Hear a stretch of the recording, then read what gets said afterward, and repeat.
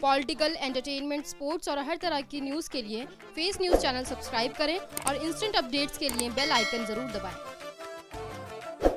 दिल्ली नगर निगम चुनाव में Jagatpuri ward number 209 से विजयी भाजपा पार्षद राजू सचदेवा के सम्मान में एक स्वागत कार्यक्रम का आयोजन गोविंदपुरा इलाके में किया गया, जहां मुस्लिम समुदाय ने बड़ी गर्मजोशी से अपने नवनियुक्त पार्षद का फूल मालाओं द्वारा स्वागत किया।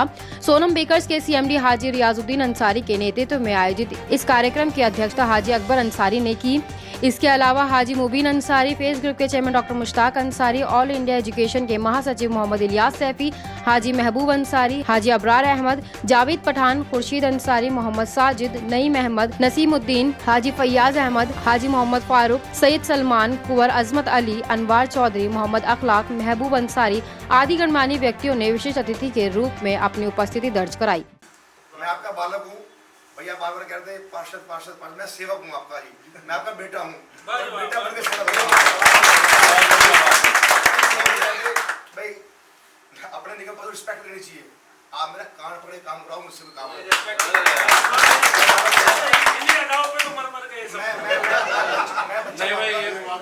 भाई राजू की इस बात में राजू भाई की जो है ना वाकई में तारीफ है कि कभी भी कोई भी काम बोला किसी काम को बनाना। मैं बच्चा हूँ आपका, अपने बेटे को प्रेरणा दो, ये काम करना रिस्पेक्ट डबल हो गई। और एक सुनो, आप सभी राजू साईं के चाचा हो, बाप हो, बड़े भाई हो, आपको कोई लगे कि इस गली में कोई काम है तो तुरंत मैं अभी थोड़ा शपथ ले लूं, जो काम होते हैं सारे अधिकारियों को बुला के एक मीटिंग करा दूंगा। आप सभी राजू साईं हो, आपकी गली में बल्कि खुद जाकर पूछो हम लोगों का काम तो नहीं है, जो कोई मेरे पास आए काम नहीं करेगा, तीसरा मेरा काम है। आप सभी राजू साईं के चाचा हो, पापा हो, बड़े भाई हो, लोगों से इतने काम पूछ दो, हाँ जी मैं राजू का भाई हूँ, कोई काम है तो बताओ, वो परेशान हो जाए कि आज तक साड़ा बनी का पार्षद नहीं आया, इतने काम करवा रहे हैं। आप सबको मेरी बात बनना पड़ेगा, मेरी आवाज बनना पड़ेगा, मेरे सिर पे हाथ रख के आशीर्वाद देना पड़ेगा कि हमें एकजुट हो गए। आज तक किसी ने कोई काम नहीं करा ना, हम सब मिलकर कराएंगे। क्योंकि एक तो सबसे बड़ी बात यह है कि राजू साईं जो है इस टाइम हमारे निगम पार्षद हैं, वो हमारे बिल्कुल लोकल के इस परवाना रोड के हैं, गोविंदपुरे के, प्रेजी के, बिल्कुल रशीद मार्केट के। अभी तक जितने भी पार्षद, मुझे जहां तक ध्यान है, कंचन भास्कर से लेकर अभी तक हमारे इस लोकल का नहीं हो मेरी याद, चाहे वो दीपिका फुल्लर बनी हो, चाहे रमेश पंडित बने हो, हमारे एरिया से हटके जाए, इशरत जहां थी वो भी जगतपुरी वार्ड से थी, इधर से थी। तो राजू साईं से हमें पूरी उम्मीद है, भरपूर उम्मीद है इस बात की, और राजू साईं ने भी इस बात के लिए बार बार हमें तसल्ली दी है और कहा है कि भर दो जो मेरी या मोहम्मद, और काफी वायरल भी हो रही है, लोग बड़े शौक से देख रहे हैं राजू साईं की। तो ये हमें उम्मीद है कि हमारे एरिया को एक्स्ट्रा देखेंगे और यहाँ की गलियां, सड़कें या जो भी है, किसी को भी कोई भी प्रॉब्लम होगी तो वो किसी टाइम भी राजू साईं से मिल सकता है। कोई भी बिना उसके, किसी के साथ की जरूरत नहीं है कि मान लो नईम भाई की जरूरत है या मेरी या किसी की, कोई भी डायरेक्ट भी जाकर अपने काम के लिए मिल सकते हैं, कोई ऐसी बात नहीं। जैसे कि देखा जाता है कि बीजेपी पार्टी जो है खासतौर से मुसलमानों के साथ भेदभाव करती है हमारे विकास के कार्यों में, और क्षेत्र के लिहाज से भी। नीमा भगत हमारे यहाँ से कौंसलर थी, जीतने के बाद कभी उनको क्षेत्र में नहीं आई। उन्होंने भले ही अपने मुँह से नहीं कहा कि हम लोगों ने वोट नहीं दिया, मुसलमानों ने वोट नहीं दिया। हकीकत बात है कि मुसलमान जो है कुछ % लोग देते हैं वोट, बाकी नहीं देते। मगर राजू भाई के साथ जो है बीजेपी का तमका नहीं है, इनके साथ एक समाज सेवक का तमका लगा हुआ था, इसलिए उनको भी वोट नहीं है।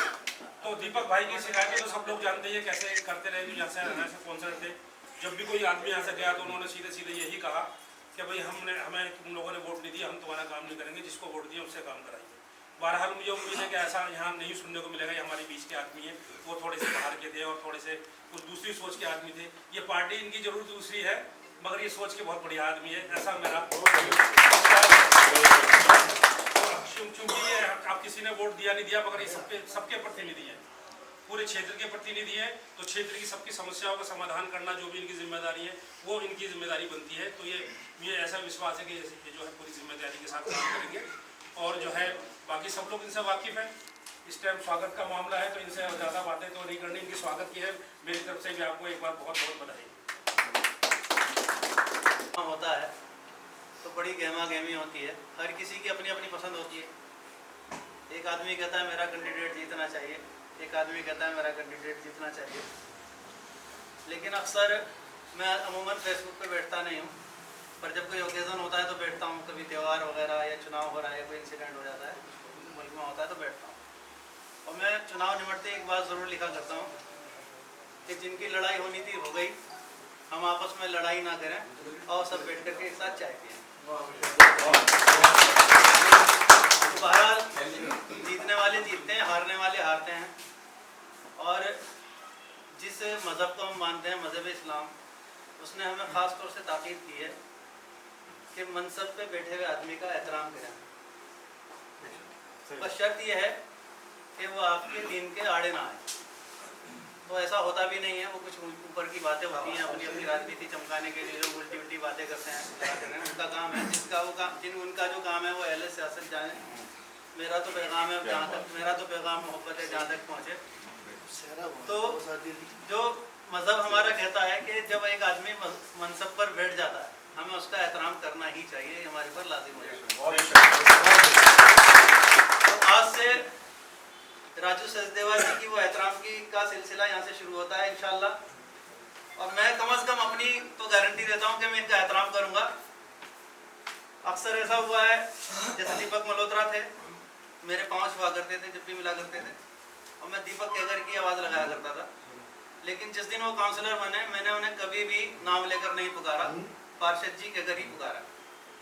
क्योंकि ये इंसान को वैल्यू नहीं होती है।